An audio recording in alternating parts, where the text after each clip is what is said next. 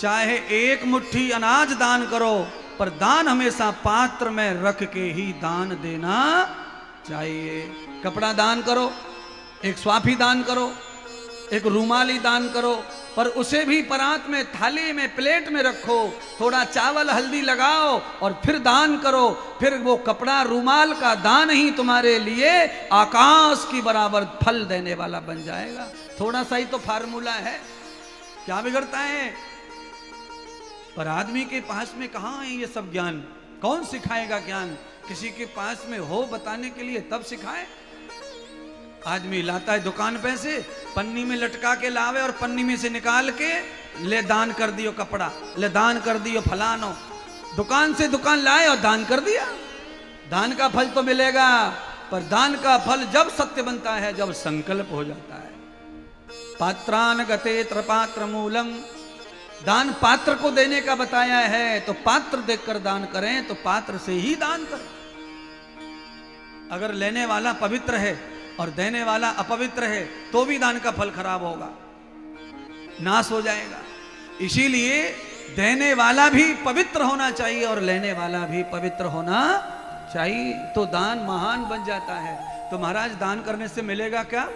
तो कहा कुबेरस्य मूल स्वर्गाधिपति, स्वर्ग में जाने को मिलता है दान करने से, और स्वर्ग में जाकर भी कुबेर के बगल में बैठने का मौका मिलता है, कुबेर के खजाने में हिस्सा हो जाता है। स्वर्ग बहुत बड़ा है। कितना बड़ा है स्वर्ग? आधी धरती स्वर्ग है, आधी धरती नरक है, इतना बड़ा है स्वर्ग, अंदाज से समझ लो। आधी दुनिया स्वर्ग है और आधी दुनिया नरक है। आकाश में स्वर्ग नरक कहीं नहीं है, यह भी ध्यान में रखो। धरती स्वर्ग है, धरती नरक है। कोई स्वर्ग ऐसा नहीं है जहां तुम्हें विमान लेके जाएगा। विमान उड़ेगा, उड़ करके लौट के धरती पर ही आता है विमान। चाहे वो 20 घंटे ऊपर उड़ता रहे, उड़ता रहे, उड़ता रहे, उड़ता रहे, अमेरिका पहुंचा देगा 22 घंटे में, पर उसे उतरना धरती पर ही पड़ेगा।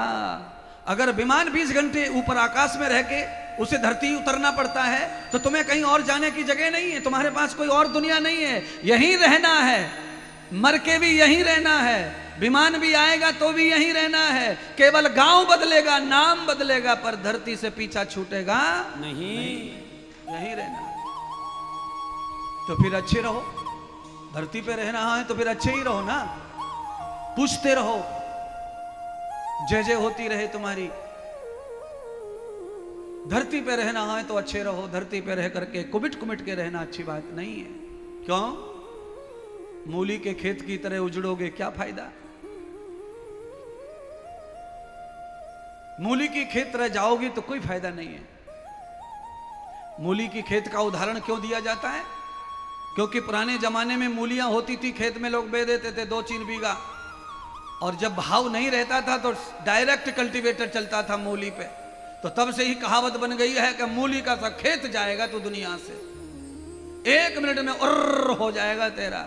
इसीलिए प्यारे बंधुओं, मूली के खेत की तरह मृत्यु नहीं आनी चाहिए। मरण कैसा आना चाहिए? कैसा मरण आना चाहिए? मृत्यु कैसी आनी चाहिए? चाहे मृत्यु जैसी आए, पर जब तुम मरे तो कम से कम 1 जिला इकट्ठा होना चाहिए तुम्हारी डेड बॉडी के पास। एक पूरा जिला, कम से कम बोल रहा हूं, सारा जगत आना चाहिए तुम्हारे मृत्यु पर।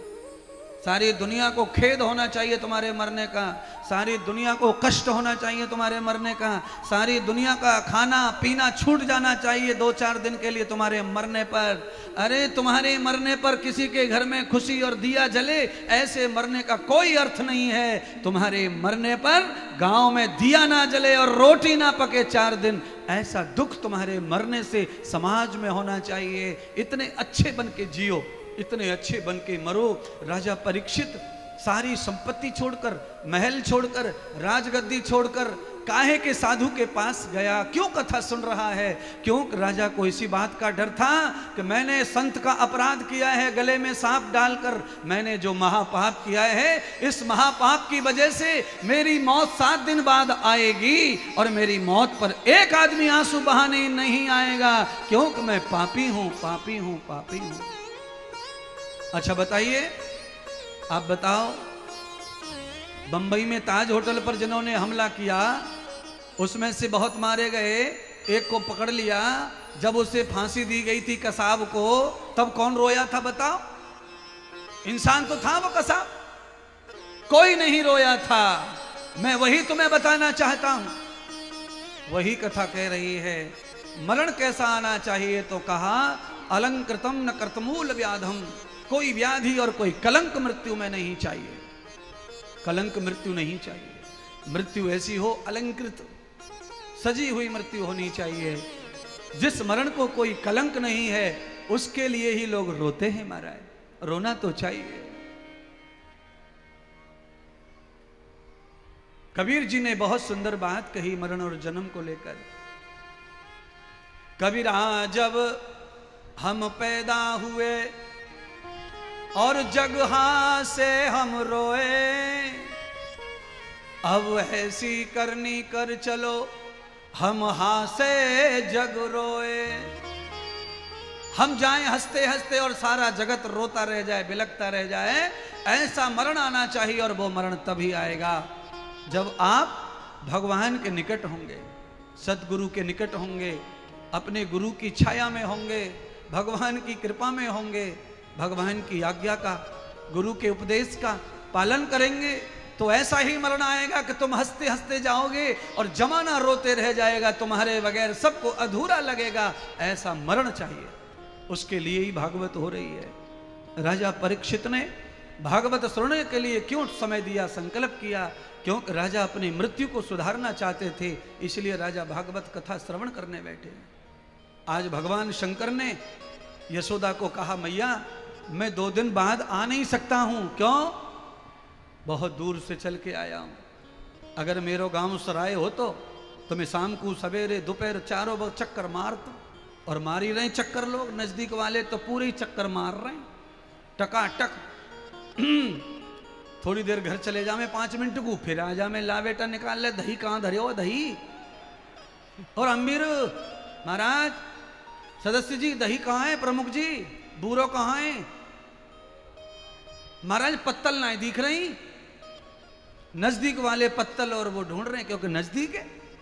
अब बताओ, अब कोई राजस्थान से आया कथा सुनने, वो काहे को बेचारा आएगा रोज रोज? वो तो पत्तल एक मिल गई तो मिल गई, नहीं मिल गई तो जय सिया राम। इसीलिए वो तो एक ही दिन में सब करेगा, स्वागत करेगो, दर्शन करेगो, सबको सम्मान करेगो, और खावेगो पीवेगो, नाचेगो कूदेगो। अब जिसको कल की भी आशा है कि हम तो कल आ जाएंगे, फिर शंकर भगवान ने कहा बड़ी दूर से आया हूं मैया, और सोना चांदी हीरे मोती जोवर जवाहरात ये कुछ लेने नहीं आया। तूने सब जैसा समझ लिया है, तेरी चश्मा अलग ही है। 4 दिन से लोग मांग रहे थे, तुझे लगा मैं भी मांगता हूं ना? हाँ मैं मांगने तो आया हूं तेरी दया पर, तेरे लाला का दर्शन करा दे, वो मेरे परमात्मा है। तेरे लाला का दर्शन करा दे, वो मेरे परमात्मा है।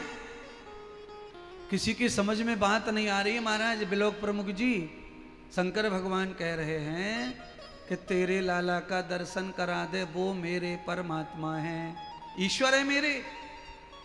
यशोदा मैया और गोपियां कह रही है कौन पागल आ गो, या छोरा भगवान बता रहा है? बताओ ये 1.5 दिन को छोरा, ये भगवान भगवान कह रहे हो, परमेश्वर परमेश्वर कह रहे हो। अरे महाराज परमेश्वर तो परमेश्वर जानने वाला ही जाने। जिसकी आंखों में किताब पढ़ने के लिए चश्मा लगाया पड़ता है, वो भगवान को क्या खाक पहचानेगा आंखों से? मोबाइल के 4 नंबर ढूंढने पड़े तो चश्मा लगाना पड़े, वो भगवान को इन नेत्रों से कैसे देखेगा? पर शंकर के नेत्र 2 नहीं है, शंकर के नेत्र एक जो स्पेशल नेत्र है वो सबके पास नहीं होता।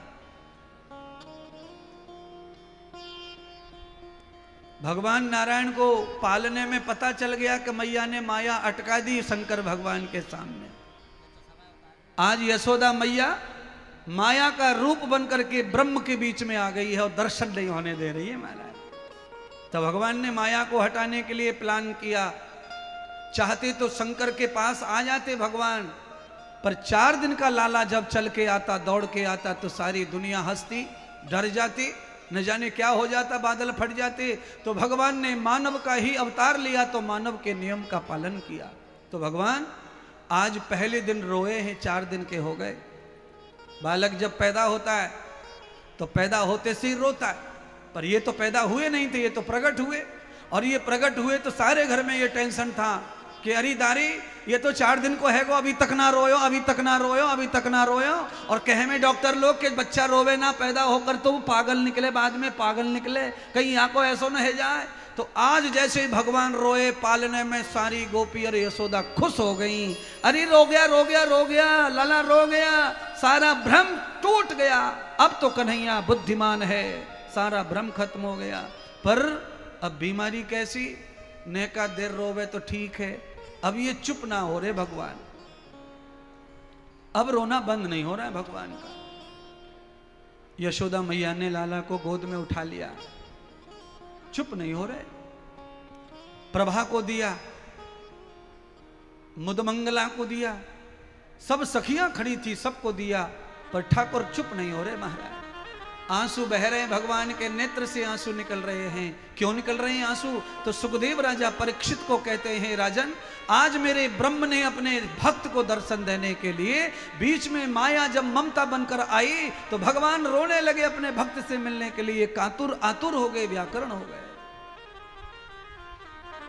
अब तो किसी गोपी ने आकर कहा, अरे गोपी यशोदा तेरा लाला रो रहा है, मुझे लगे तेरे लाला को काऊ की नजर लगी है, दरवाजे पे महात्मा संत आए हैं, उनके चरणों की रज ले ले और तेरे लाला के माथे पे लगा ले, लाला का रोना बंद हो जाएगा, दुख दर्द बंद हो जाएगा। यशोदा कहने लगी, बाबा बहुत डरावना है, बाबा के गले में नाग पड़ा है, बाबा के हाथ में त्रिशूल है, मेरा लाला देखेगा तो और डर जाएगा, कैसे करूं? तो तब तक कोई और आ गई, उसने कहा, देख मुझे ऐसा लगता है कि तेरे लाला को काहू की नजर लग गई है। आइए एक भजन मुझे आ गया है, उसके साथ आपको इस कथा का दर्शन कराते हैं। री कौन सी ने मार दियो री टोना मेरो मचलियो है श्याम सलोम, कौन सी ने मार दियो री टोना मेरो मचलियो है श्याम सलोना, कौन सी ने मार दियो री टोना मेरो मचलियो श्याम सलोना, कौन सी ने मार दियो री टोना मेरो मचलियो श्याम सलोना, मचलियो श्याम सलोना सखीरी, मचलियो श्याम सलोना, मचलियो श्याम सलोना सखीरी, मचलियो श्याम सलोना, कौन सी ने मार दियो री टोना मेरो मचलियो श्याम सलोना, कौन सी ने मार दियो री टोना मेरो मचलियो श्याम सलोना।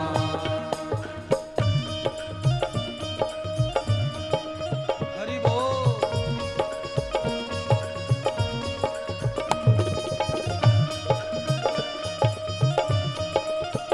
श्री राधे।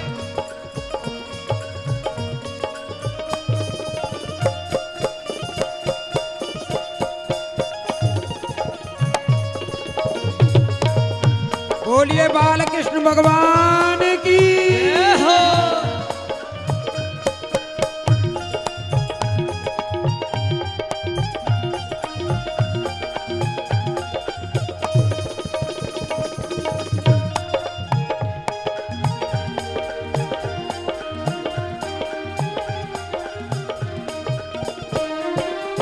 भूल गई मैंने दियो नया के माते बीच ठिठोना, भूल गई मैंने दियो नया के माते बीच ठिठोना, भूल गई मैंने दियो नया के माते बीच ठिठोना, भूल गई मैंने दियो नया के माथे बीच ठिठोना, रोए रोए रुदन करे मेरो बारो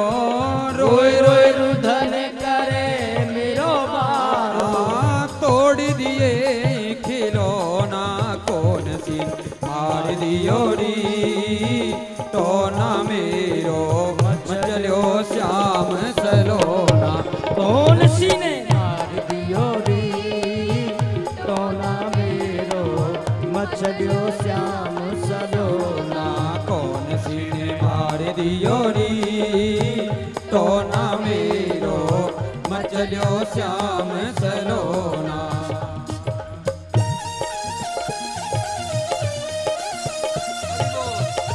कृष्ण कन्हैया लाल की।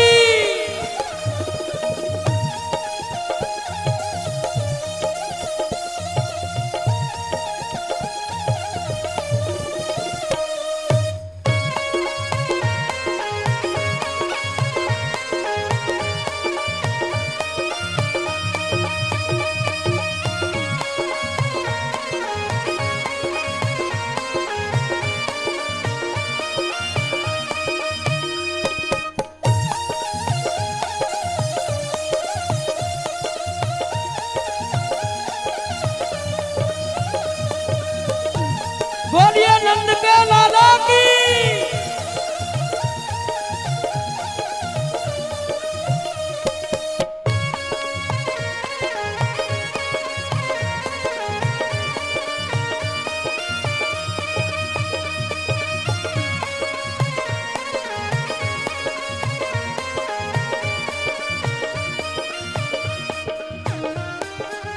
दूध न पीवे लाला दही न खावे नाइले माखन लोना। दूध न पीवे लाला दही न खावे नाइले माखन लोना। दूध न पीवे लाला दही न खावे नाइले माखन लोना। नावे न धोवे लाला सुध बिसराई। ओ नावे न धोवे लाला सुध बिसराई। नावे न धोवे लाला सुध बिसराई। नावे न धोवे लाला सुध बिसराई। मचली गयो मेरो छोना कौन सी ने मार दियो री तो ना मेरो मचलियो श्याम सलोना। कौन सी ने मार दियो री तो ना मेरो मचलियो श्याम सलोना। कौन सी ने मार दियो री तो ना मेरो मचलियो श्याम सलोना।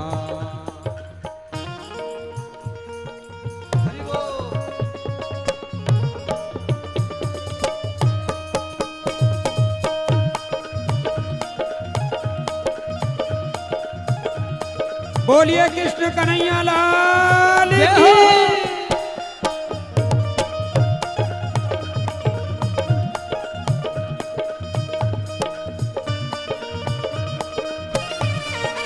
जय हो।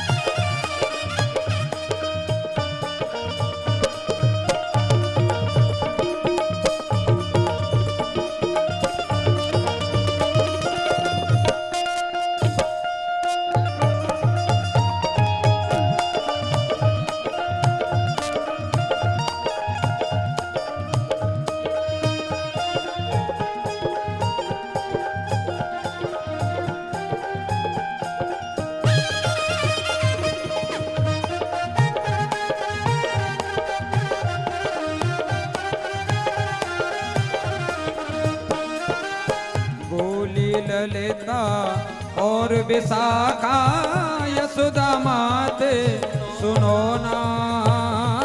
बोली ललिता और विशाखा यशोदा मात सुनो ना। बोली ललिता और विशाखा यशोदा मात सुनो ना। राइनो ने करो लाला पे, राइनो ने करो लाला पे, राइनो ने करो लाला पे, राइनो ने करो लाला पे। कर देव कछु उठो ना कौन सी मार दियो री तो ना मेरो चलो श्याम सलोना। कौन सी ने मार दियो री तो ना मेरो मचलियो श्याम सलोना, कौन सी ने मार दियो री टोना मेरो मचलियो श्याम सलोना, कौन सी ने मार दियो री टोना मेरो मचलियो श्याम सलोना, कौन सी ने मार दियो री टोना मेरो मचलियो श्याम सलोना, कौन सी ने मार दियो री टोना मेरो मचलियो श्याम सलोना, कौन सी ने मार दियो री टोना मेरो मचलियो श्याम सलोना। नमः पार्वती पतये हर हर महादेव। बोलिए बाल कृष्ण भगवान की जय हो। अंत में भगवान सुखदेव कहने लगे, राजन, यशोदा मैया अपने बालक का दुख दूर करने के हेतु पल्लू में छुपाकर बालक को लेके आई शंकर भगवान के पास। शंकर का दर्शन करवाया। जैसे ही शंकर ने दर्शन किया, बालक स्वयं ही प्रसन्न हो गए। आज शंकर प्रसन्न होकर गए तो भगवान भी प्रसन्न होकर के अपने पालने में चले गए। जाते जाते शंकर भगवान ने गोपियों को कहा कि ये बालक बालक नहीं, ये सत्य नारायण है, सतचित आनंद स्वरूप है, ये पार ब्रह्म परमात्मा है। बाबा की बात पर सबने भरोसा नहीं किया। बाबा को जो सच कहना था कह गए, पर संसारी लोग हैं, सच को सच माने तब तो। आधे ग्वाल वालों ने मान लिया, आधे मान नहीं पाए। गांव में चर्चा चालू हो गई, अरे देखो भाई, वो महात्मा आए थे कैलाश से, वो नंद के लाला को भगवान बता के गए हैं। क्या ऐसा हो सकता है कि इंसान के रूप में भगवान? कुछ लोग कहते हैं हो सकता है, कुछ लोग कहते हैं ऐसे बाबा लोग बहुत घूमते हैं, इन बाबाओं पे क्या है, ये तो पत्थर को भी भगवान बताते हैं, तो इनका क्या, इंसान को भी बता देंगे। प्यार और प्रीत और श्रद्धा में वो भक्ति है, वो भाव है कि भगवान पत्थर से भी प्रकट हो सकता है। पानी भगवान है, अग्नि भगवान है, भोजन भगवान है, तो माता पिता भगवान है, ये भी तो इंसान है। तो इसीलिए अवतारवाद को जो नकारते हैं वो माता पिता को भी फिर भगवान का दर्जा क्यों देते हैं? माँ बाप भी भगवान का दर्जा है, माता पिता। तो माता पिता भगवान हो सकते हैं, तो ऐसे ही कोई महापुरुष भी भगवान हो सकते हैं। अवतारवाद से झगड़ा समाप्त होना और परमात्मा मनुष्य के रूप में ही तो संसार में लीला कर रहे हैं, काम कर रहे हैं। ईश्वर के अलावा किसमें शक्ति है जो हवाई जहाज बनाए? ये कैमरा यहां चल रहा है और यहां से अमेरिका में पिक्चर भेज रहा है बनाकर, लोग वहां जाकर के 5 सेकंड के बाद अमेरिका में कथा सुन रहे हैं बैठ करके। 5 सेकंड मात्र यात्रा लग रही है कथा को पहुंचने में। ये भी इंसान ने ही तो लीला की है। यही इंसान लीला करता है तो लगता है कि इसके अंदर भगवान है। यही भगवान का स्वरूप है।